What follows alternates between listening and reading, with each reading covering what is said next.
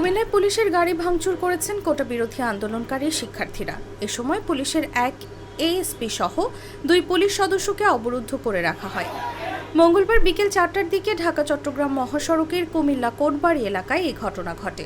প্রত্যক্ষদর্শীরা জানান, কোটা ইস্যুতে বিকেল 3:45টার দিকে ঢাকা চট্টগ্রাম মহাসড়কের কোটবাড়ি এলাকা অবরোধ করেন কুমিল্লা বিশ্ববিদ্যালয় সহ বিভিন্ন শিক্ষা প্রতিষ্ঠানের শিক্ষার্থীরা।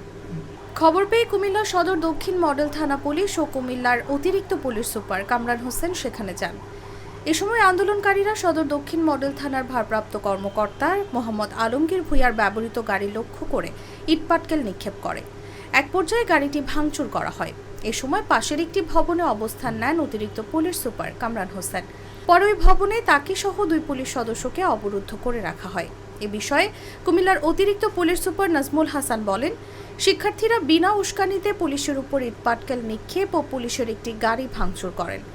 এ সময় পুলিশ ধৈর্যের পরীক্ষা দিয়েছে। অবরুদ্ধ পুলিশ সদস্যদের উদ্ধারের চেষ্টা চলছে।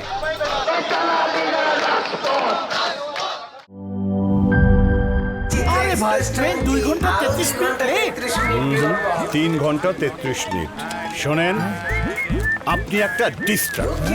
আরো 4 ঘন্টা 33 মিনিট আরো 4 ঘন্টা, এটা কোনো কথা? সময়টা দৌড়াবে। প্রাণডাল মুঠোয় মুঠোয় সময় পার।